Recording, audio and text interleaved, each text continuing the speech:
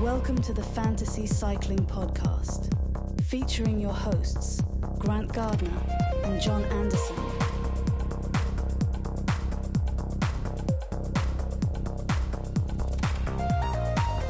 Chapeau, you're in the mix. You're in the mix. I'm John. I'm This is Grant. Grant, good to see you, my friend. Good to see you too. It's been a little while. We were just reading some of these quotes from Van Avermaet about Remco needing to reinvent himself. Don't you love when a retired Belgian just pops off in the press about Belgian on Belgian hate crimes? Yeah. I mean, I think he's right, but what I was just saying to you, Grant, is he coddled? He was coddled at Quick-Step, is my opinion. He started early. I mean, I think he started around 19 as well. Yeah, I'm going to watch closely how Paul Saxas is treated. Yeah. And see how he fares with this early start. Also in a cycling crazy country, Frenchman with a lot of expectations. Yep. And I was just got done saying to you, I mean, I think the reinventing might be showing up and racing against Pog in these one days. Yeah. Get in the mix. Yeah. You're in the mix. So I think Paul's a much chiller character than Remco is. Yeah. He seems to handle the stresses pretty well. I mean, he's only been in the limelight for a season, but he didn't seem too perturbed at Liège. Seems relatively unfazed. Yeah. Yeah. Yeah. He might have a better disposition for the expectations. It's almost like when he was at Quick-Step, remember they did the whole weird thing too? Well, I mean, they're doing this with Paul, where they're like, we're not going to put him in the Tour this year. Yeah. My thing is just put him in the Tour. Yeah. Why delay it? I have the other opinion. I think with the social pressure of it, if he has a bad first Grand Tour, Rip the Band-Aid off, man. That's by delaying it, you build the expectations. Put him in there and you just let him get the experience. I think you take the experience, you learn from it. If you delay it, it builds the expectation. It's another year. The next year, it's going to be like, all right, now he's finally going to do the Tour. Just let him go ride it. That's what I think. Yeah. Maybe I'm wrong. What do I know? I don't know anything. How are you, man? You doing good? Yeah. We haven't caught up really since Roubaix. Yeah. You were devastated. It's been a couple of weeks since Roubaix happened, so most everybody listening knows the result. Wout van Aert took his first Roubaix win. He and Pog away together for the last, is it like 30K? Yeah, thereabouts. And Wout masterfully coming away with the win in the velodrome, which is to be expected. We were both surprised with our reactions. How were you? How were you surprised in how you reacted? Yeah, I'm not a huge Visma or Wout groupie like some of our friends are, so I didn't really care if he won or not. But after he won, and he's crying and the family's there, I got kind of emotional. Did you get caught up in it? Yeah. I mean, it was a beautiful race. I mean, it was a beautiful win. It's kind of like what we spoke about in the preview show. The way Roubaix can go down, there can be these ups and downs and twists and turns, and then there's a guy that comes back into the group from some kind of calamity that ends up winning it. And that's kind of how it went down for Wout. But he made a couple of really key moves that I think helped him to win. And he seemed very relaxed at moments when Pog was in similar moments to close gaps and like closed it quick. Wout took his time and found others to ride with to close that gap to come back up to the lead group. I was surprised at how like when it happened, I surprised myself. I would have been like cool with either of them winning. And I'm happy that Wout won, but I was disappointed. Yeah. You wanted to see. I wanted to see in my lifetime, I want to see someone get the 5 Infinity Stones in one season. Just ever, which Yeah. there's only been 3 riders to do that. We were looking this up before the show. It's Eddie Merckx, Rick Van Looy, and another Belgian. yeah, Roger de Vlaeminck. Dynamic. Yeah, that's right. So Pog's obviously in the hunt. Wout now has 2 out of the 5. Vanderpool has 3, which it'll be hard for him to get the other 2 with them being so hilly. Yeah, and then Pog's got 4. Yep. And he could have potentially gotten all 5 a sweep this season, which I don't think has ever been done. Nope. And he was so close to winning Roubaix. I think it's going to be the hardest one for him to win, especially in the era of a Vanderpool and a Wout. Those might have been some of the best odds he's going to get, just having it reduced down to one other person. But it just happened to be Wout. He's like, like Vanderpool, like perfectly designed for that race. So I had I think I was rooting to see that. And I surprised myself at how, like when Wout won, I was like, oh no. And I think I was the only person in all of the world that was rooting for Pog, because we were talking about this, Grant. Can you remember a time when there were like these reels and TikToks and social media posts of fans just reacting to in celebration, like gathered around their TV sets, jumping for joy with a rider winning? Can you remember another? There's been some similar moments. Yeah, I think of like Biniam Girmay winning a tour stage and fans at home dancing in the streets and all that, or that was special. Yeah, but for a national pride kind of thing going on, that often triggers those moments. But yeah, where this seemed like international. Yeah, like across borders, and fans just really excited for Wout as a rider. Why do we love him so much? Where is this coming from? I think he's beloved. Yeah, part of it's kind of the comeback of multiple injuries that he's had, and then just his ability to be a team player but also win for himself, I think gets people excited. We were talking about that earlier. Was it 2021, 2022 tour where he was like the perfect teammate for Jonas, who ended up winning, but he also won like mountain stages and sprint stages all in the same breath. Yeah. That was pretty cool. That definitely adds to the lore. He's got a little bit of an underdog thing going. Yep. In that situation.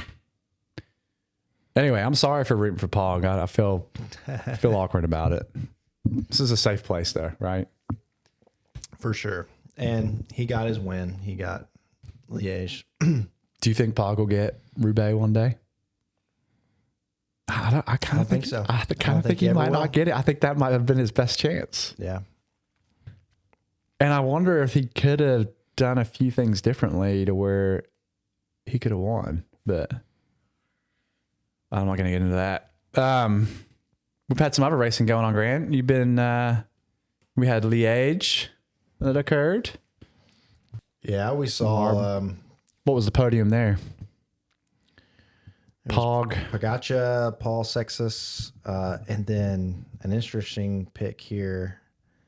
Emil Verstringa was 4th as a 200 credit rider. Haven't seen that in a minute. In a classic, in a monument.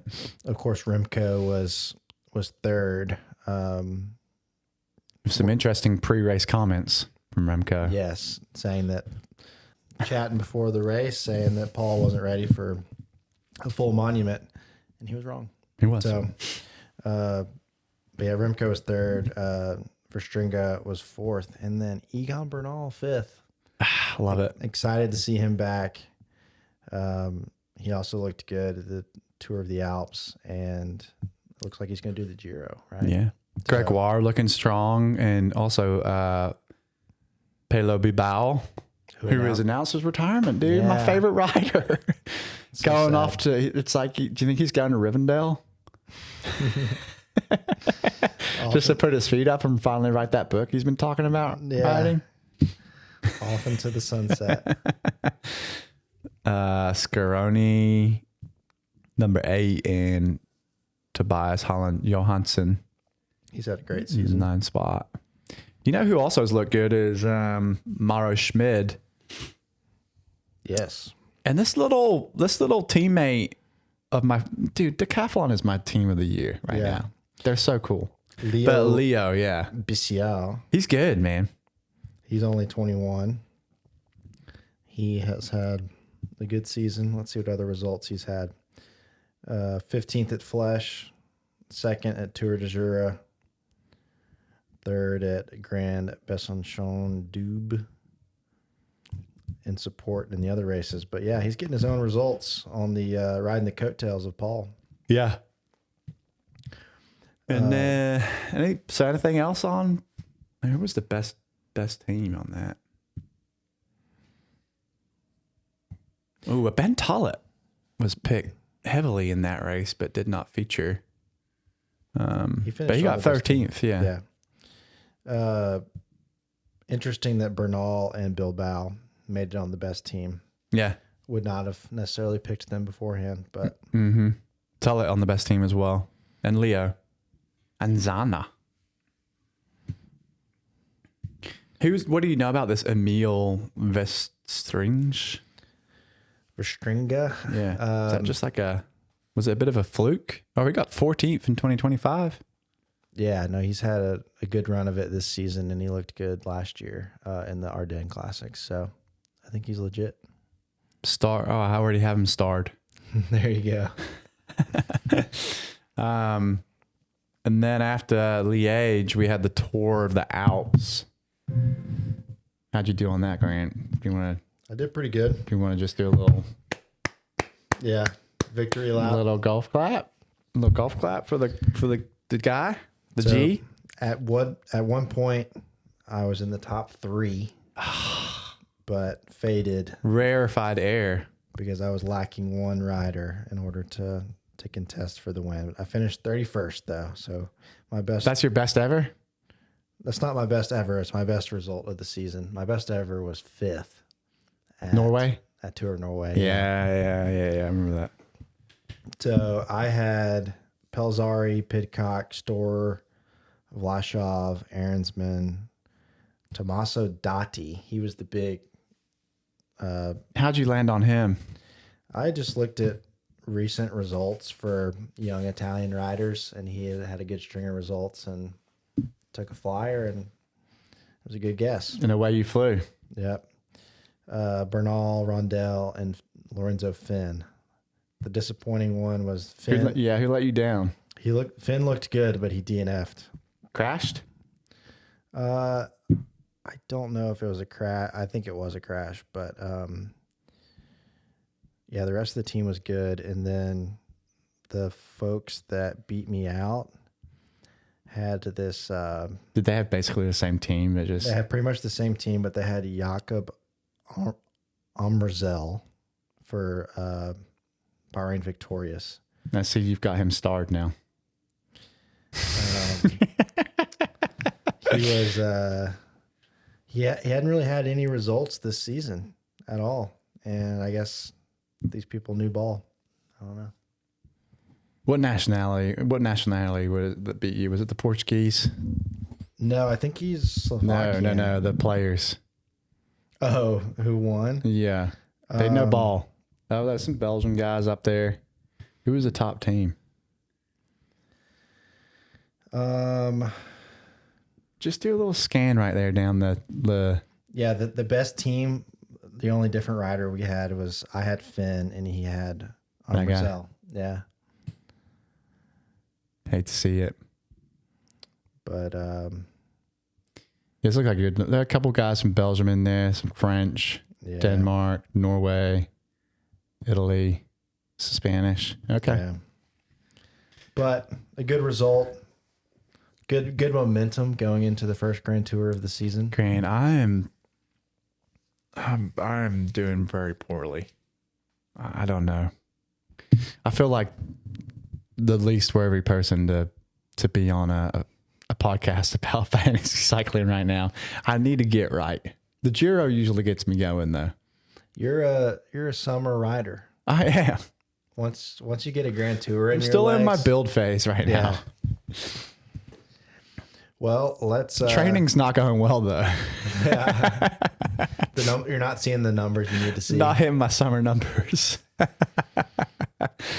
Yeah, but yeah, I mean that's not beat about the bush.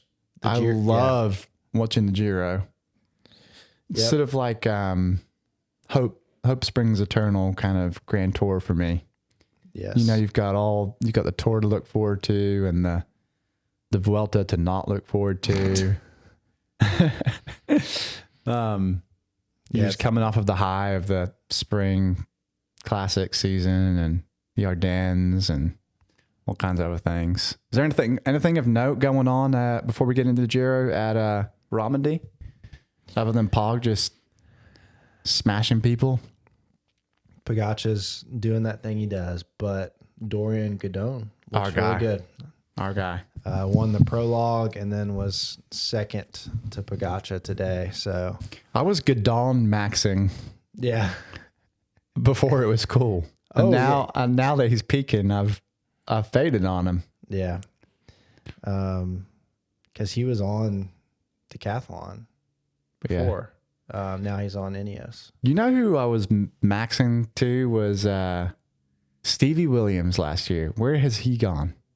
He hasn't done a single race this year. I saw an article about that. It was Stevie Williams and another rider for NSN that haven't raced. I think they both had injuries or health issues. They just haven't been published. Yeah. That's a shame because he had a great breakout season last year. Yep. Yeah, the Giro looks. What's your initial kind of gut check on the start list? Well, the headline is that Jonas is riding. He has never done the Giro before. He's gonna smoke this thing. He's won. You better. Every race that he's done this season. He's only done 2 races. He won Paris-Nice and he won Catalunya. He won 2 stages at Paris-Nice. He looked really good. Catalunya. He looked really good in both of those races. Yeah. So not aesthetically. No, not aesthetically at all. Please do not take your fashion advice from Jonas, but I had a strange urge the other day though to go out and ride with no-show socks. So he's a trendsetter. Is it fashion forward? It's kind of it's I wonder if it'll start a little thing where it's everybody's been they've had these rules that they've had to follow, and then if you see a really fast rider, break them and just not care, and it's a little bit of a thing. Yeah. There was also the video of him doing a training ride with a speaker. He had a Marshall speaker on his seat tube. Love it. Meanwhile, you got Pog riding around looking like Marshall Mathers, freaking trying hard with his dyed hair. Yeah. Vanderpool looking like a page out of a Ralph Lauren catalog. What a bunch of characters, man. Yeah. Yeah. So I think Jonas, he's looking strong, man. He's that's a must take, right? Definitely the outright favorite to win. Yes, for sure. After that, who are your next tier? Do you want to just walk through the teams and just kind of do a little gut check on the teams? Do you want to talk about, what are you thinking? We could mention, we'll do another episode on the Giro. Yeah. I'm traveling next week, but we're going to get together via phone, I think, and do a deep dive. And the start list isn't even fully set, right? No, that's part of the problem, to really do a full deep dive on the teams. But I think the main narrative is that Jonas is going to be doing his first Giro, and he doesn't really have a superior competition to contest that. I think there's some exciting riders on the start list, the provisional start list, but nobody at his level. I think Giulio Pellizzari is really interesting. This could be an opportunity for sure for an Italian podium if things go his way. A very exciting young Italian Giro winner. UAE, this is probably the weakest start list they've sent to a Grand Tour. Nah, dude, they got Soler, Mark Soler. They got Jay Vine. Yeah, their leaders are Adam Yates, Jay Vine, and Igor Arieta. Which, I mean, Arieta could have a Del Toro-like performance. I think it's possible, but we've not necessarily seen the results from him yet that we saw from Del Toro prior to his Giro. And I like just as an agent of someone who likes a little bit of chaos, I like how this sets up for some Mark Soler chaos, though. Because he's not going to show any respect to any of those other people. These other people. Yeah. So he's gonna do one. He's gonna go ham on a stage or two. Don't be surprised if you see Mark Soler in pink. Yeah, I mean, it could happen. And Jay Vine, dude, this is a great opportunity for him. I don't really know what he's done so far this season, though. Let's see. Did you already talk about this? Oh, he did do Catalonia.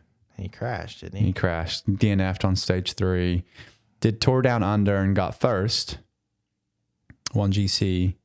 That's really it. So, I don't know how serious that crash was, but that's a good opportunity for him. All right, what team you want to talk about next? So the Ineos Grenadiers are now known as Net Company Ineos. What do you think about that kit, Grant? I think it is. It looks like a corporate white paper. Yeah, it does. It looks like the background on a deck. Yeah, we're about to see some financial metrics. Yeah, it does. It's not intriguing at all. It's okay. It's okay. It's fine. But are they all business, and are they all in for the wins now? I don't know. I do like this team with Bernal's form right now and Aaronsman's form. I think that's really exciting. And then, of course, Pipo Ganna in his home Grand Tour. It's gonna be an A/B thing for GC, right, between Aaronsman and Bernal. Yep. I'd expect Bernal to get the A slot.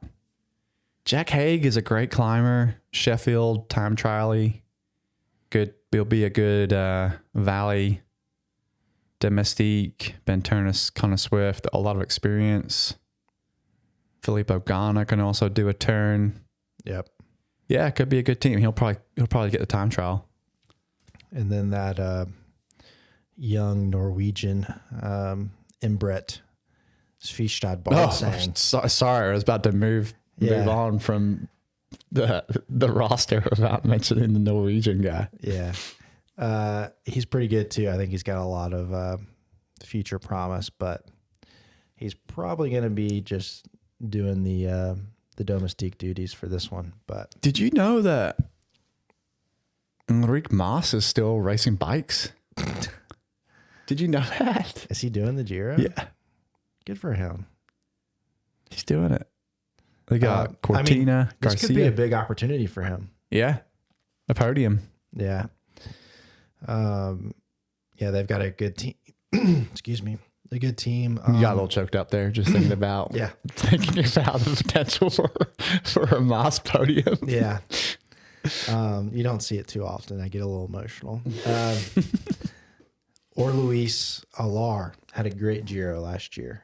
I think he was on the best team, fantasy team. So we'll see if he can repeat.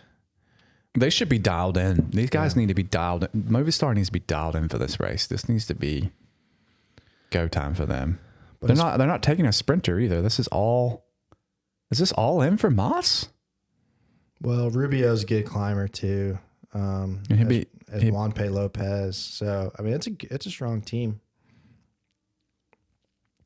I think a few other points to mention. Jonathan Milan, favorite for the sprints. Gotta be. Young guns to look out. Well, Caden Groves is going to be up there on the sprints too, but young guns to look out for. P. Gonzoli on Visma, Pinarello on NSN, and then Raccani on Quickstep. Yeah.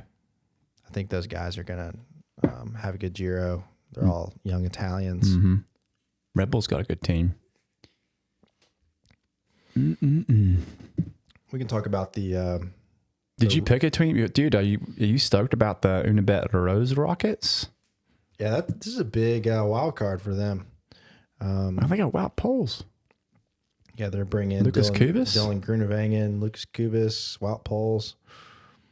This is just mission, get a stage. Yeah, I think they'll be in the breakaways too.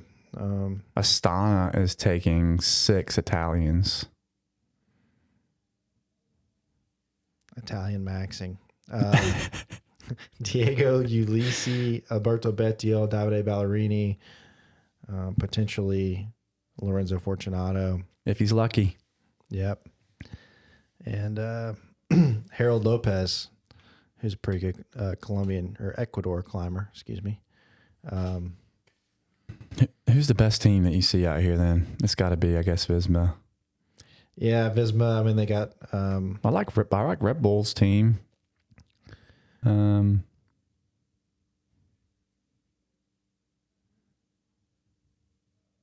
really sad that Decathlon's going to be there, and it's going to be a team that doesn't have Riccatello and Paul. Yep. Yeah, they're in for Felix Gall and Tobias Anderson, who are both great riders, but Tobias Lund for the sprints, I guess. Yep, and Felix Gall for the GC. But still a good team, but not some of our faves. All right, did you pick a team? Did you pick an initial draft? No, You're gonna make us wait till Tuesday. Yeah, I'm gonna wait till we get that final start list. But I did want to talk about the route a little bit. Let's hear it. The trends. Let's hear it. So it's gonna start with a sprint stage in Bulgaria, and we'll do 3 days in Bulgaria with some hilly opportunities there, and then another sprint stage once we get over to Italy, and then the first mountain stage is going to come on stage 7, Blockhouse. That's a big one. And then the only time trial in this year's race is stage 10. It's pretty flat, 42K. Pretty rare for the Giro to only have one time trial. But that one will be a big day for Ghana and others. Nice little raid stage on 11. Yeah, 11. That one should be exciting. I think stage 14 looks really exciting as well. Stage 15 in Milan. Sometimes the Giro finishes in Milan, but we'll hit it earlier this year. Another little hockey stick ending to stage 16. And then stage 20 will be really tough. 2 Cat 1 climbs at the end. Is that the Queen stage? I do not know what the Queen stage is, but I think it'll be up there. Stage 14 looks pretty tough. That might be the Queen stage. But finishes in Rome with a sprint. So, but it's going to be climbing right up until stage 20. So there could be GC action up until the end. But like we always say, starts with a sprint. It's good to have a sprinter on your team to get that first pink jersey. Yeah. How heavy are you gonna take multiple sprinters? Or are you just gonna go all in on one? I think you got to take Jonathan Milan. Yeah. To me, looking at this start list is two spots already allocated. Yep. Jonas and Milan, and it's just what you do. What you do with the rest of that roster. I think it'd be worth hedging. I mean, we've seen Milan have bad outings, you know? Yeah. So it might be worth hedging with like I feel like nowadays you can kind of hedge pretty good with a cheaper sprinter. Whereas like 4 or 5 years ago, there wasn't any value to be found in the sprinter category. Yeah. You either had to have the favorite or you had to have the favorite. You were going to be, if you wanted to pick someone else, you were going to be spending, or at least when I first started playing this, you were going to be spending 1,000 or 1,200 credits. So it's just like, but now you can find riders out there that are like 400. I mean, I can't necessarily name an example right now, but I feel like you can find a 400 or a 600 credit rider out there, or maybe even a 200, and it's worth a flyer sometimes. Yeah. Also, I think more GC guys sprint now than they used to. Case in point, in Romandy, we've seen Bog win some sprints. Pidcock tends to sprint in races that he's also going for GC. So maybe you find somebody there that's like a GC guy that's going to get you mountain stage points, but he can also mix it in a few sprints. Yeah. Yeah, and I mean, with those first opening 3 stages, you could see it. They're not the Bulgaria stages look easy. Yeah. So someone can hold pink until stage 4 or 5. Whoever's going to win on stage 1 could hold it. Yeah. Maybe Milan. Maybe so. Yeah, I think he definitely holds it until 5. Whoever wins stage 1. So keep that in mind as you're picking. Maybe don't go. I think picking a good time trialist is a good idea. I think for this, with there only being 1 stage of time trials, you're probably going to get. I mean, when whoever you're picking for GC is going to be in the mix there anyway. So, yep. Maybe if you're going to take someone that's really strong time trial rider, just do it in that 200 credit when you're down there in the 200 credit range. Look for someone who can also time trial pretty well. Hope to get some points out of them there. Maybe they finish in the top 10 or something. I don't know who's going to win. We both think Jonas is going to win. Who's going to get second? I think Pellizzari. Yeah, that's who I think I too. want it to be Pellizzari. I need to think of someone else to be interesting. I'll say Bernal. That would be great. I'd be happy with that. Okay. Well. I do think it's going to be Pellizzari, but I'll say Bernal. Yeah. Who's going to win the youth jersey? I guess as Pellizzari, he's eligible. Yeah, so he is. I think that makes Pellizzari. sense. Yeah. But if he doesn't, yeah, I mean, Pinarello or somebody like that, Picanzoli. Yeah. Okay. I got nothing to add. No comments from my side. I like all of those picks. Yeah, and I think Milan will probably take sprint, but who could possibly? I mean, I think Groves. Yeah. But outside of those two, I mean, that's tempting to take Groves, Milan and Groves. How many sprint stages are there? There's maybe 4. There's at least 5, maybe. There might be more than that. And this is what you got to do, folks. You got to before you. I mean, you take into account the start list, but also think about how you want to mix up the cocktail of your team. Yeah, I mean, there's 7 sprints, 8 hilly stages, and 5 mountain stages in 1 time trial. So. Having a couple sprint options is great. May not be a bad idea. I like this in the Cycling Fantasy app. They've got more data these days. There's a little summary. A pie graph? Donut chart. A donut chart? It says summary of stage victory types across all editions in Cycling Fantasy.